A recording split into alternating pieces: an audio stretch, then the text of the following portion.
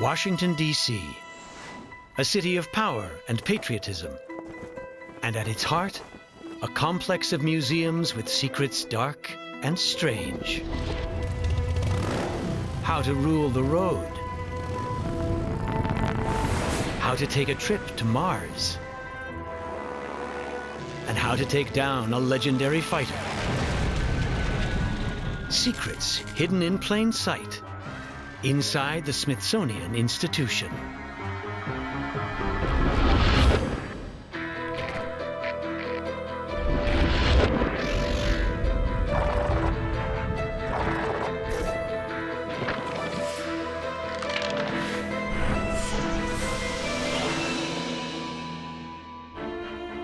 In a nation whose motto could be "the bigger the better," the Smithsonian Institution is as big as it gets. It's comprised of 19 museums and galleries that host over 30 million visitors every year. As a single institution, the Smithsonian is truly a museum of everything, much of it seen from a distinctly American point of view. From pop culture to technology to war. But the Smithsonian isn't simply a showcase for the nation's victories. Because in one corner of the Air and Space Museum, you will find an American nemesis, the Japanese Zero fighter plane. On December 7th, 1941, the Zero was the killing machine of the infamous attack on Pearl Harbor.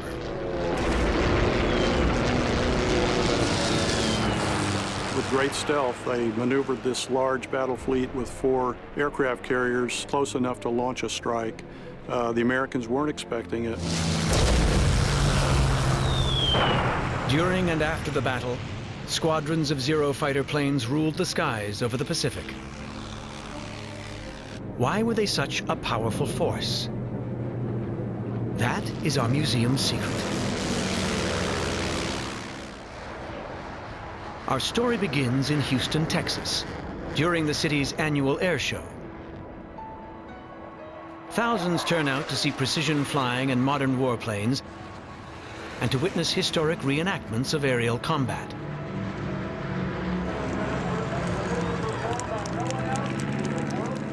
A dozen vintage American fighters will take part in today's events,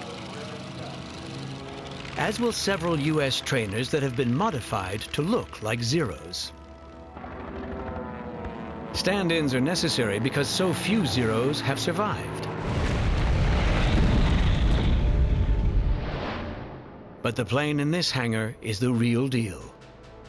It is one of the last operational Zeros in existence.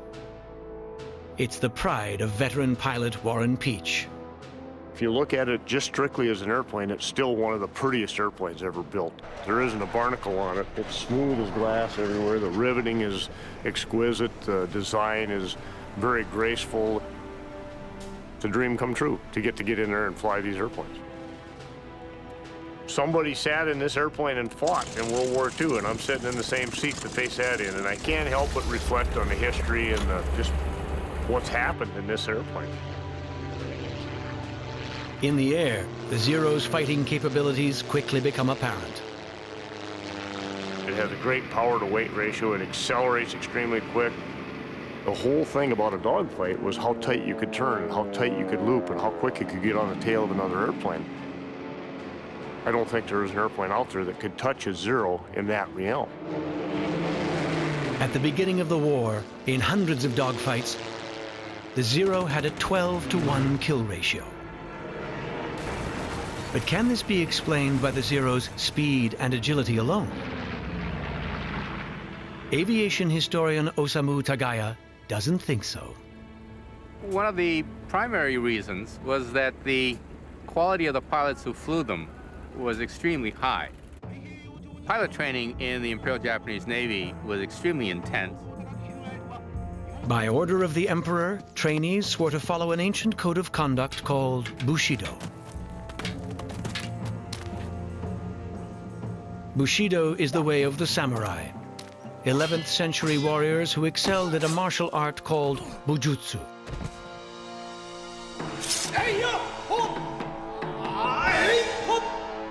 Tetsutaka Sugawara is a revered master. 精神的な鍛えはまず体鍛えなくちゃダメです。体が弱いと精神力は弱いです。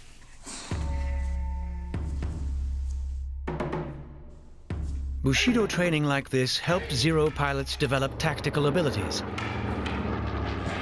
and the inner strength to remain calm during battle.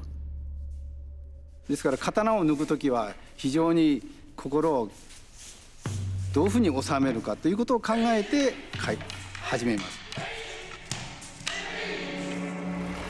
When the pilots took their samurai skills into the air, they became flyers unlike any the world had ever seen. It's almost spiritual in the concentration that they brought to bear on their profession. Not merely physically being adept at flying their aircraft, but to make the aircraft an extension of themselves. It's like the samurai sword being an extension of the warrior himself. At the Houston Air Show, a Japanese squadron makes a bombing run that simulates hits on American ships at Pearl Harbor. During the real battle, American losses were devastating. Japan was determined to force America out of the Pacific. It didn't work. We're going to destroy Japan's armies, Japan's navy, Japan's air forces, Japan's whole power to wage war. A mobilized America struck back at sea and in the air. And within a few months, American fighter pilots believed they had discovered the Zero's fatal flaw. They didn't have armor plate, they didn't have self-sealing fuel tanks. I think the Zero went in with no intention of ever being shot at, only shooting at other people. It was a sword, not a shield. The Bushido Code offered Zero pilots no protection from .50 caliber bullets fired from behind.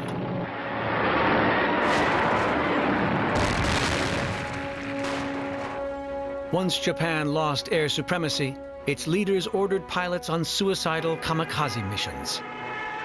It was the Bushido Code that made them obey. But it was not enough to change the course of history. The U.S. may have won the Pacific War, but many Americans who faced the Zero in battle have not forgotten or forgiven. I've had vets that came and saw the airplane and that have said the last time they saw one was right before it hit a ship they were on. And I'd just as soon see that one burn. And I've had that comment a few times where people felt the airplane shouldn't exist. It should be destroyed. And perhaps that's why the annual Houston Air Show features a dogfight where a Zero mounts a sneak attack. But the American fighter turns the tables. And its nemesis goes down in smoke.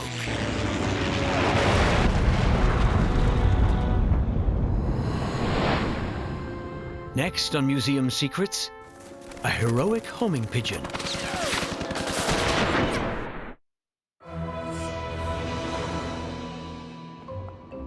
The Smithsonian's National Museum of American History is a massive complex in downtown Washington.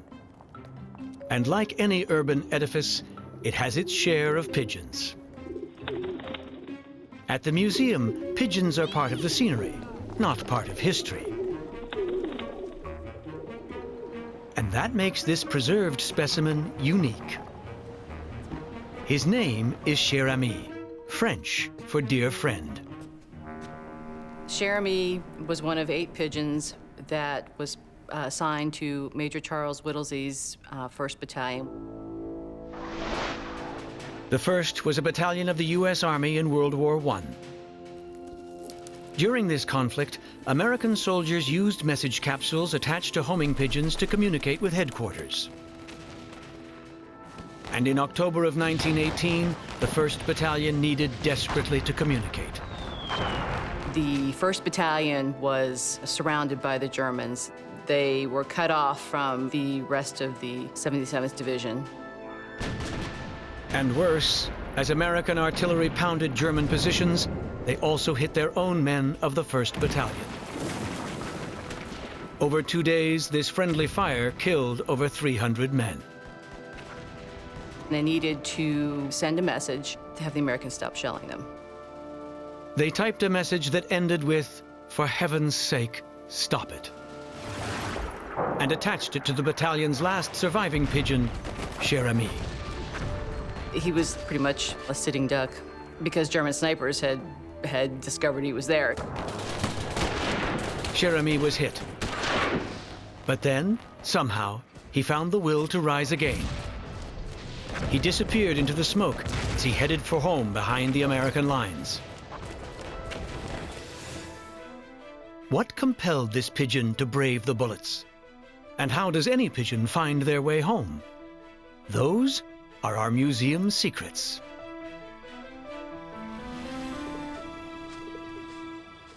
Our investigation begins in a backyard pigeon coop in Washington, D.C.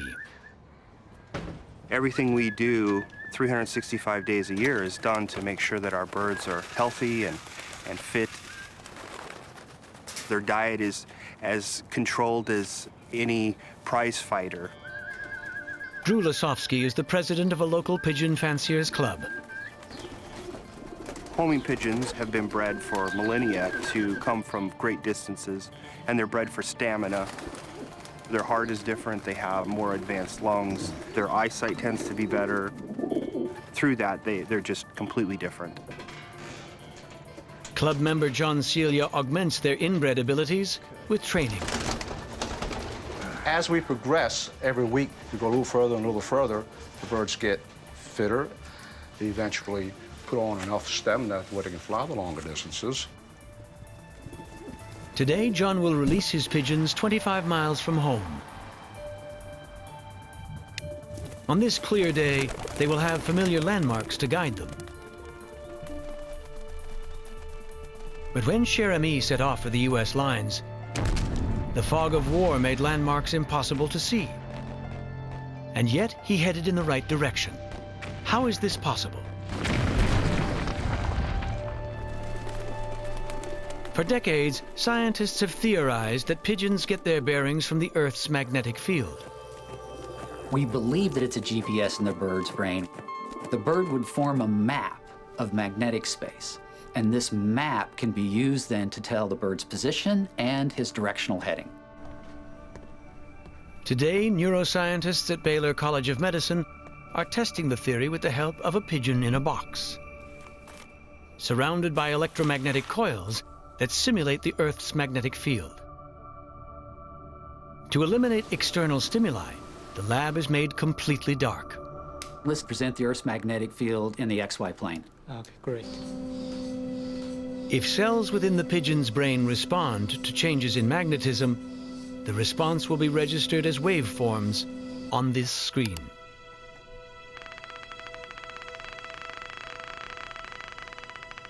And look, it's modulating in sync with the Earth's magnetic field. Yeah, you're right. This That's is great. really exciting. The fact that they're in sync proves the pigeon has an internal compass, and that the brain cells are responding to the Earth's magnetic field. Now, for the first time, we are understanding the processes of how the brain actually uses that information for homing for very long distances or even short distances. It is a sixth sense. There they are. See them? This sixth sense helps John's pigeons find their way home. Come on, guys. Come on, come on. And allowed Cher Ami to stay on course. After an hour over no man's land, the wounded bird reached the American lines. And when he got there, his leg had been shot off, his breast had been shot, and he had lost an eye. But he still had the capsule. The message he carried led to the rescue of 200 survivors of the 1st Battalion. Medics also saved Cher Ami, who was awarded the Croix de Guerre for bravery. But of course, birds don't take sides in brutal human wars, so it's strange that Cher Ami fought so hard to make it home. Or maybe not. I've had them come home from a race as far as 500 miles away with buckshot in them. You know, they just got hit by hunters. They'd come home, they'd pull the buckshot out.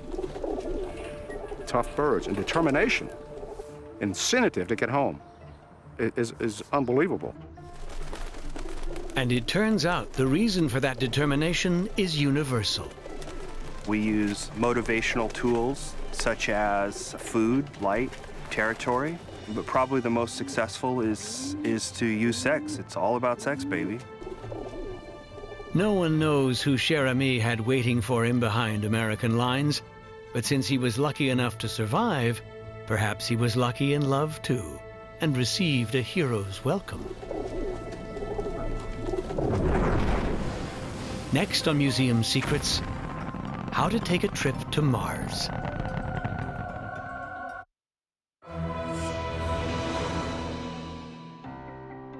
The Smithsonian's Air and Space Museum is home to many icons of space exploration, including the most powerful liquid-fueled rocket in history. This is the 5-engine cluster, or simulation 5-engine cluster of a Saturn V, the business end of the rocket that took humans to the moon. In 1969, 2 American astronauts walked on the lunar surface for the first time.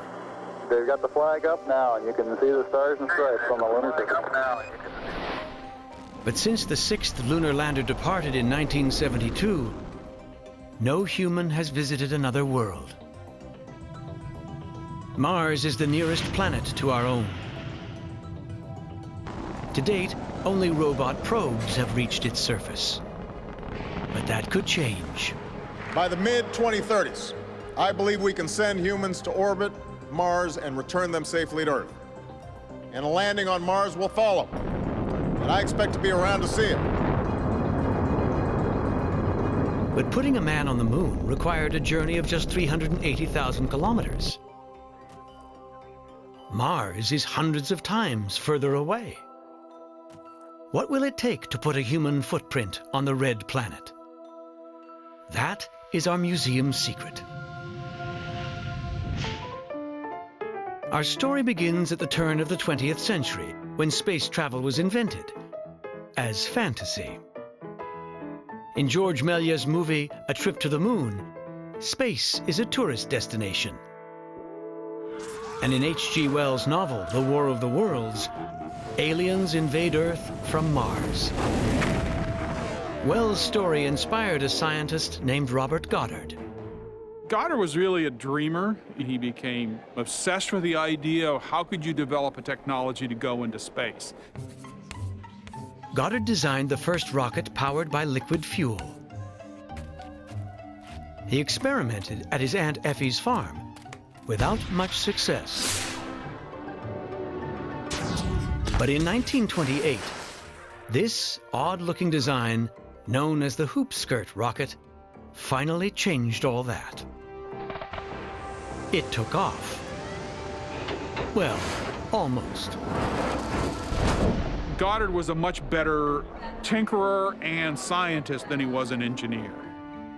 The neighbors thought so too, especially after he set Aunt Effie's farm on fire. People were ridiculing him, but there were also incredible amounts of enthusiasm. People wrote to him and said, "I'm volunteering for the first trip to the moon." Goddard didn't live to realize his dreams. But in the hands of later engineers, the liquid-fueled rocket would turn out to be a visionary idea. And liftoff.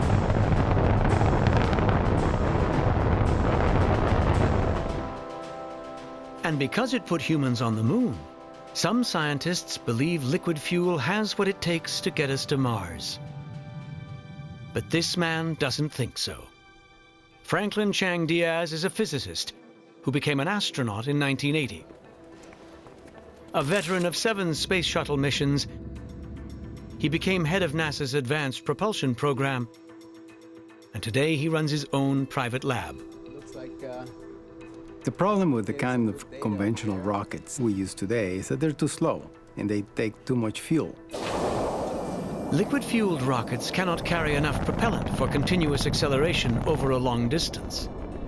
So after reaching their maximum speed, they coast. Typically today, if you want to go to Mars, it takes you 8 months to get there. For a human mission, 8 months might be too long. There is, of course, the psychological issues of living in a small, confined space under weightless conditions. Also, you're moving through interplanetary space. You're no longer protected by the natural shield of the Earth's magnetic field. You're being radiated by cosmic radiation and also energetic particles from the sun the entire time. So in order to get to Mars, we need a better propulsion system. And that's why Chang Diaz invented this. He calls it a variable specific impulse magnetoplasma rocket. Instead of using liquid fuel, a powerful electromagnet propels a small amount of plasma out of the nozzle, generating high-speed thrust. It is what we call the Model T. It is the first unit that we think will actually fly in space. He calculates that a plasma engine could provide the continuous acceleration required to reach Mars in just 39 days. Some scientists ridicule this notion. Plasma engine technology is complex and is untested in space. But there was a time when Goddard's liquid-fueled rocket was ridiculed too. Robert Goddard has always been one of my heroes who was able to see the future. It was amazing how many times he failed, and he just didn't give up. Part of the message here is that persistence is necessary. You have to, little by little, demonstrate the capabilities. You just have to stay with it. Chang Diaz hopes to demonstrate his plasma engine in space by tethering it to the International Space Station. If it performs well, NASA scientists may embrace plasma after all. It may be the best technology to put a human footprint on Mars. Chang Diaz just needs to prove it's got the right stuff.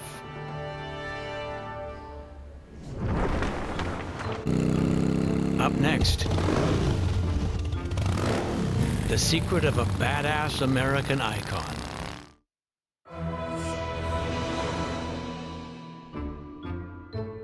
Inside the Smithsonian, one can discover many American originals, from the space shuttle to Kermit the Frog. And in a storage area of the museum not open to the public is another American original, the first generation of a legendary brand. The name on the side isn't a mistake or a joke. This is a Harley.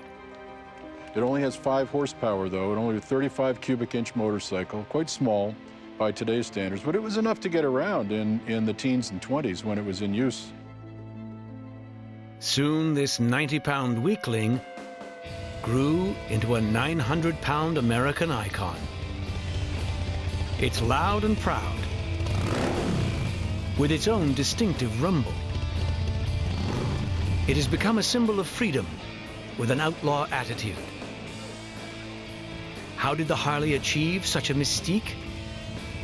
That is our museum's secret. Smithsonian curator Paul Johnston begins the investigation with a road trip. He's heading for a laboratory where he hopes to discover one of the keys to the Harley's mystique, its trademark sound. He's not a Harley owner, but he's ridden many brands of motorbikes over the years, so he's a good test subject. Hi, nice to meet you. I'm Udochi. Hi, Udochi. Have a seat. Make yourself comfortable. Paul will listen to recordings of various motorcycles. You feel comfortable? Mm-hmm. We're going to hook you up to monitor a couple of different responses. Dr. Patrick Mahoney and his assistant wire him for EEG, heart rate, body temperature, and sweat response. Okay, we can get ready to begin. Paul hears a Harley at 80 decibels. There's no detectable spike on the monitor. But when he's given a sound that is similar to his own motorcycle, he has a clear physiological response. It was as if he was riding. He had a very kind of intuitive sense of what the rider was doing. If sound alone can take Paul back on the road, it means the motorbike riding experience is powerful. But it doesn't tell us anything about the Harley's mystique.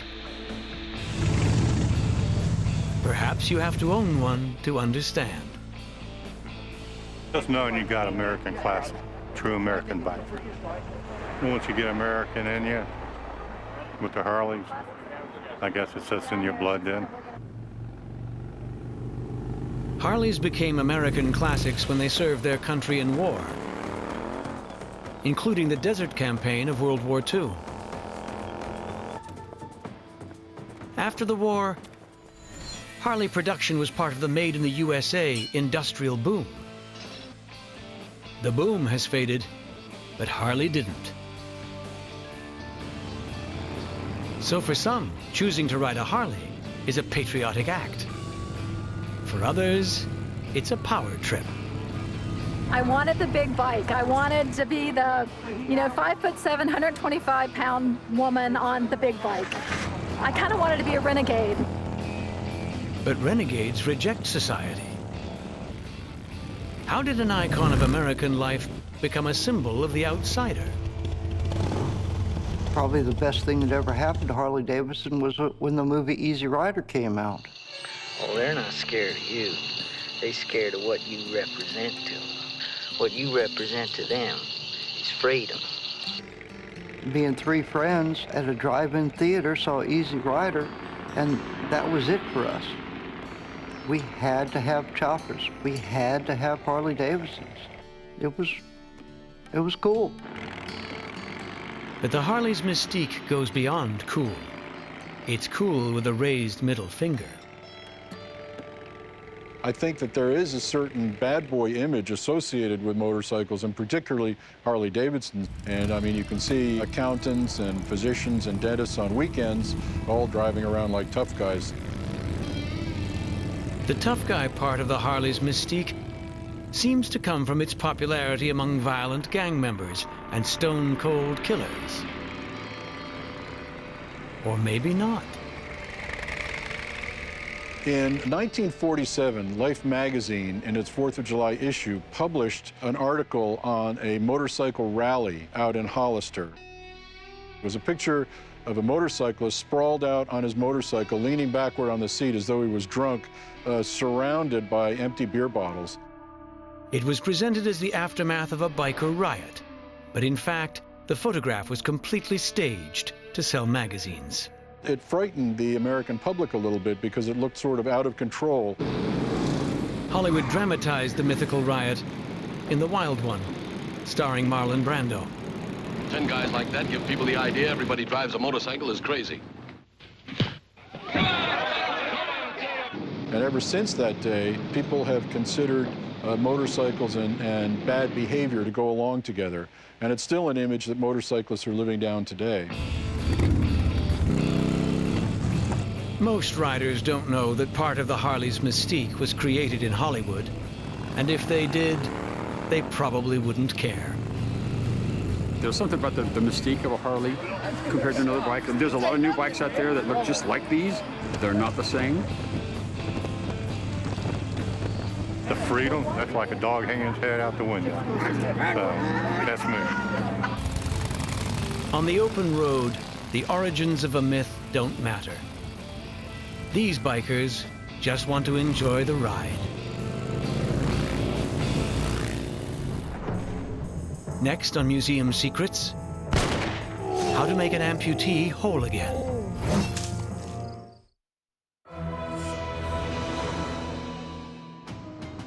Inside the Smithsonian's Museum of American History, the Price of Freedom exhibition examines how wars have transformed American society. From present day, back to the War of Independence. But perhaps no war remade the nation more profoundly than the Civil War, when 600,000 Americans died. When the war began, the cannon was the deadliest weapon. But it was soon eclipsed by a newly designed rifled musket. These muskets have a much longer range than their predecessors, but they're just as quick to load. And they tend to deliver their bullets at a higher velocity. No battle in American history was bloodier than Antietam, fought just 100 kilometers from the museum. On September 17, 1862, 70,000 riflemen turned this farmer's field into a killing zone. Just to give you one image from the battle, there was a cornfield, like the one behind me, that was mowed down by bullets to the very ground.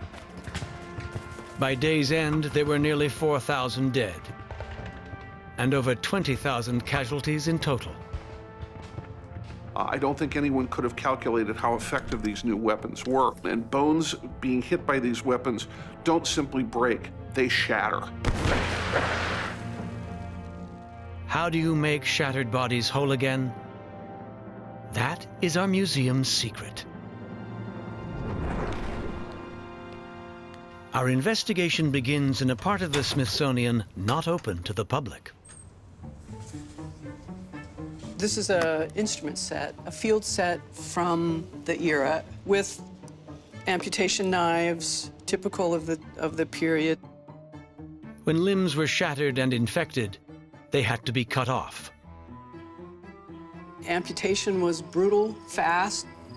It usually had 4 people, one to administer the chloroform, one to hold the artery, and then someone to support the limb.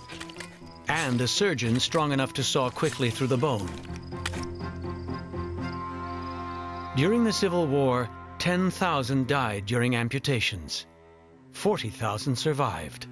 For Civil War veterans, an empty sleeve, whether it was a shirt sleeve or a pants leg, was a mark of valor. The choice was stoic resignation, or one of these. The prosthetic industry as we know it today can probably trace its roots really back to the American Civil War. There was an absolute explosion in the need for these things.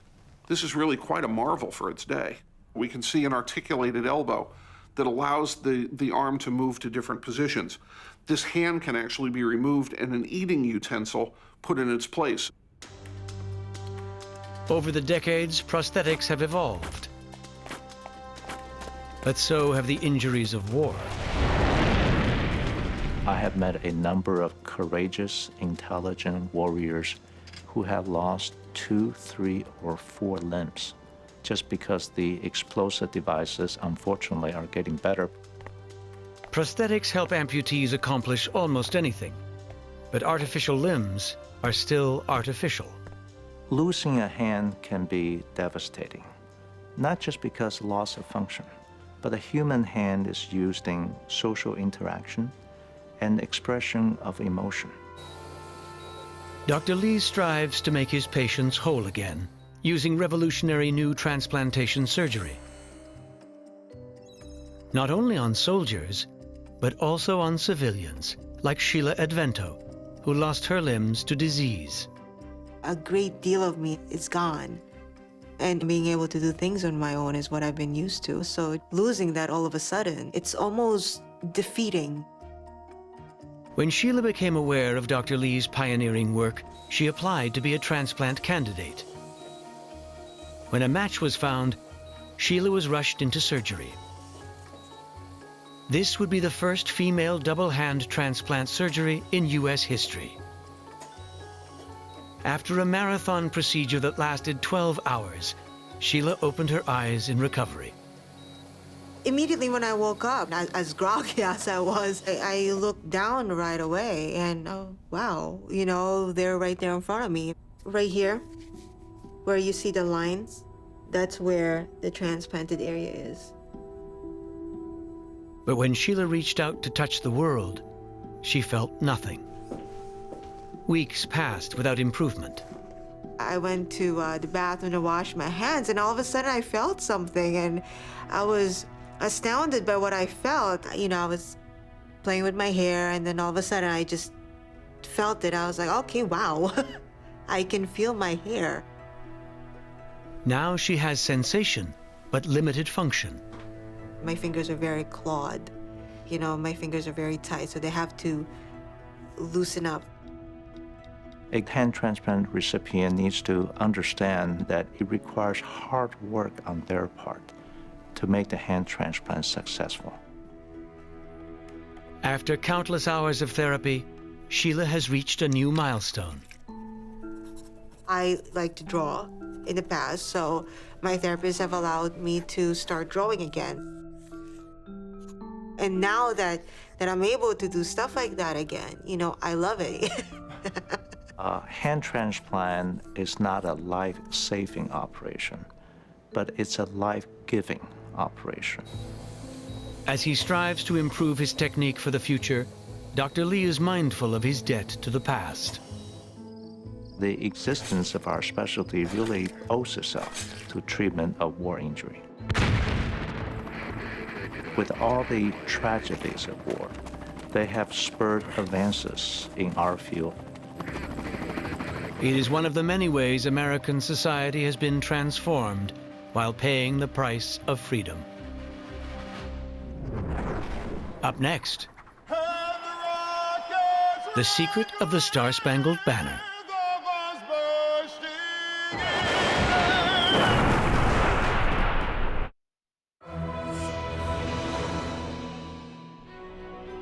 At the Smithsonian, one artifact is presented with the reverence usually reserved for a religious relic. So what we're doing with this object is to showcase one of the grandest icons in American identity. The Star-Spangled Banner has been the physical and emotional heart at the center of the museum here. Anyone can visit the Star-Spangled Banner, but not everyone can sing it. Those who fail in front of an unforgiving crowd, like comedian Roseanne Barr, suffer ridicule and shame. It was going from being a beloved person to a despised and hated person literally overnight. But some performers, like D.C. Washington, are invited to sing it again and again.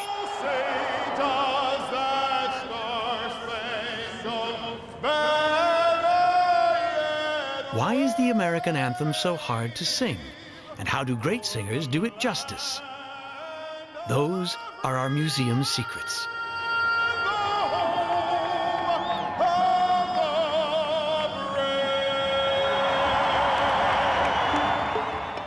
Our story begins just 5 kilometers from the Smithsonian at Howard University.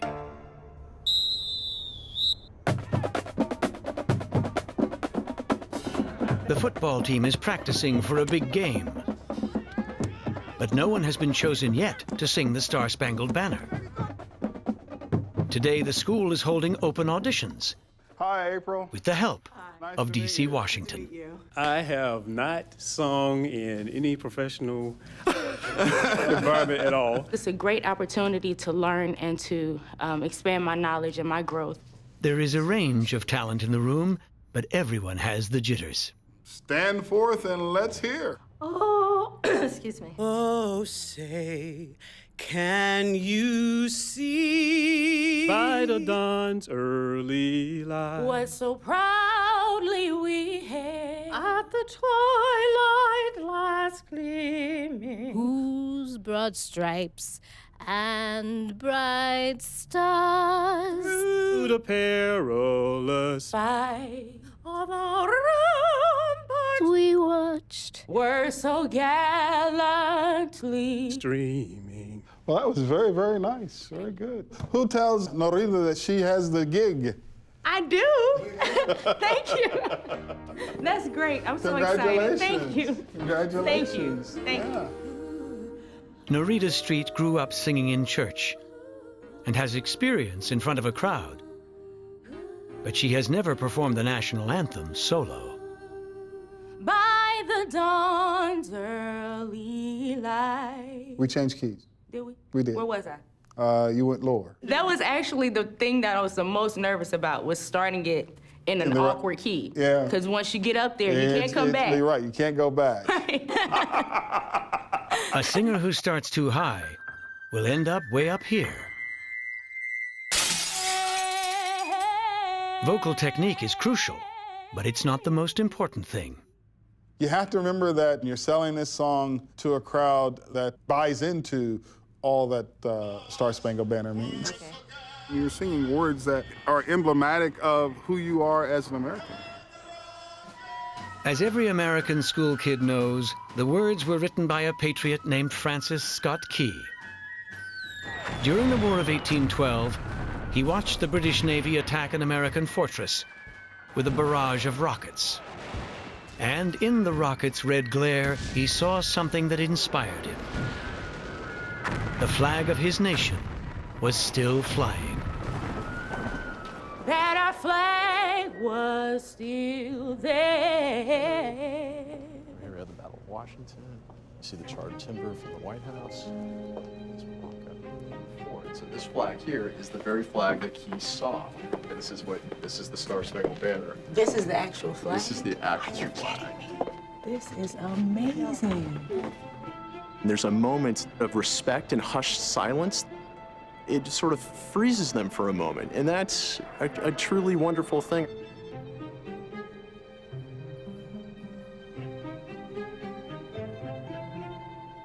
It's just been a song to me all this time, but to actually understand the history and the story behind it, yeah, it definitely inspired me. But when game day arrives and Norita is due to perform, she still has a few last-minute jitters. I'm repeating the words over and over again. Of course, I know the song, but, you know, I just want to make sure that I don't forget the words. That would be terrible. Hang in there. It's gonna be all right. You're gonna do just fine. Ladies and gentlemen, the singing of the Star-Spangled Banner by Loretta Street. Oh, say, can you see by the dawn's early light? The anthem, it's completely intertwined with the flag itself. So in times of happiness, times of sorrow, times of protest, everything that we think of as America, everything we want it to be, everything that we don't like about it, when we see the flag, that's what we're thinking about. O'er the land of the free and the home of the brave.